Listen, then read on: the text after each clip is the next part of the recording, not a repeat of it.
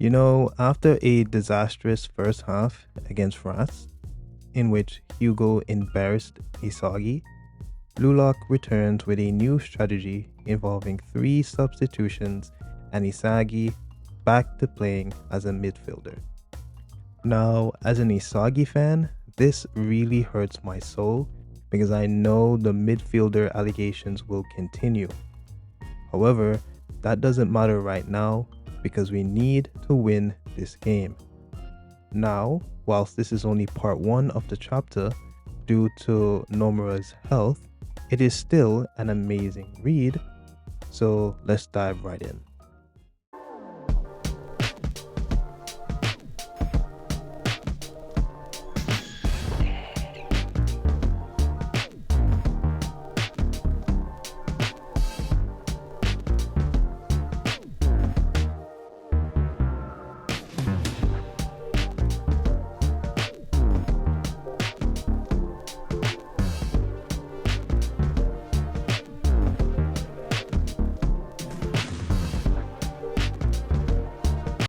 Okay, so the chapter is titled No Guard.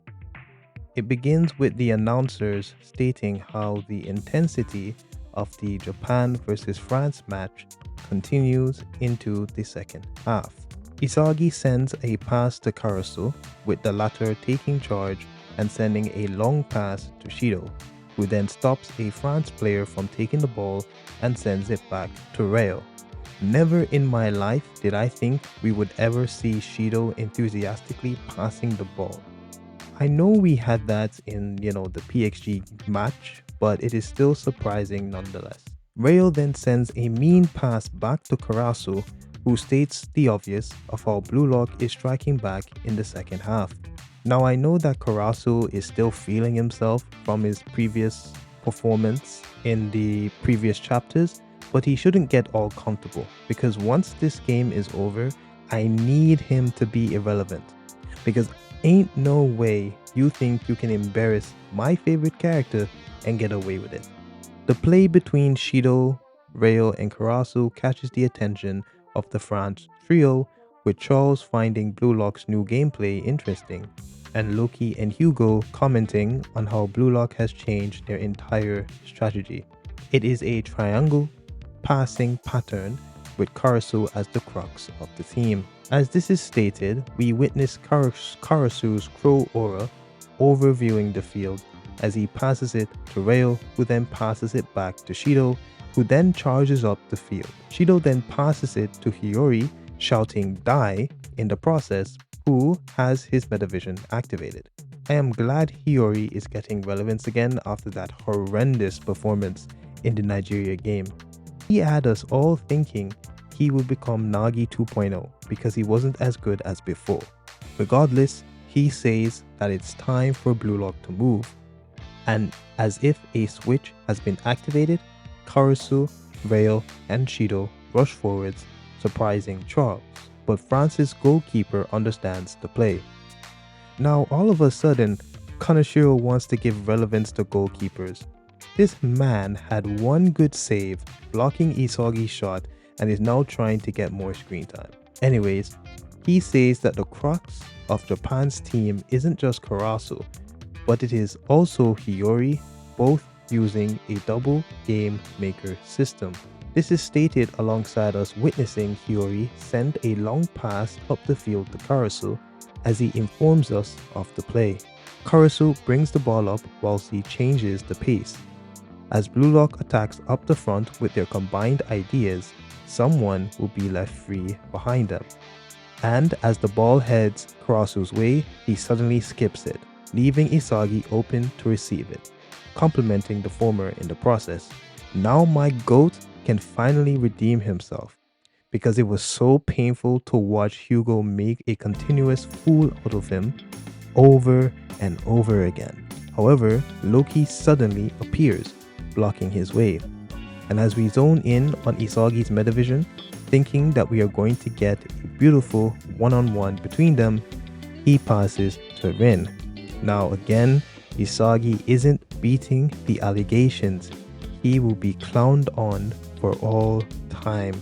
It is painful to see. both players enter a combination play of 1 to 2 passes.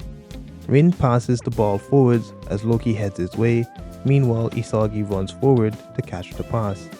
Yet this does nothing to stop Loki as he godspeeds Isagi's way. But because Isagi expected this, he surprised Loki with a pass to Boro on his left.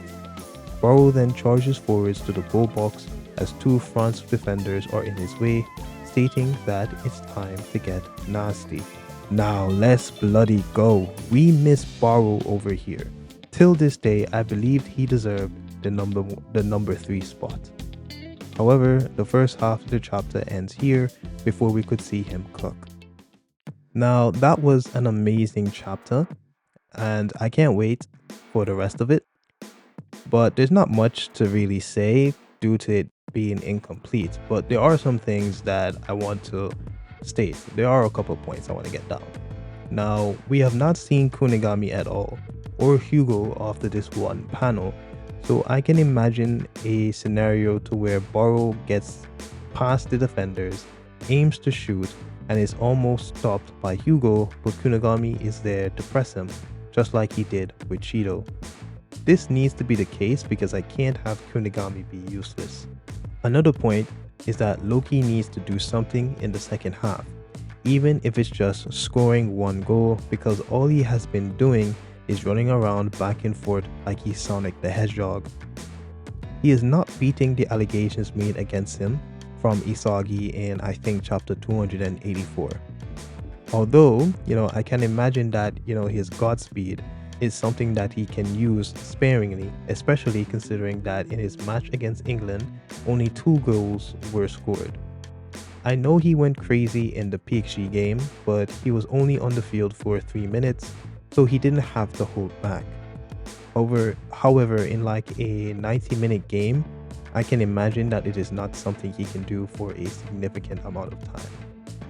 Another point that I want to make is that my prediction for the rest of the match is that France will win, obviously, especially when Loki locks in, so we might get another goal from Hugo, maybe 2 or 3 goals from Loki, leaving France with 5 or 6 goals in total.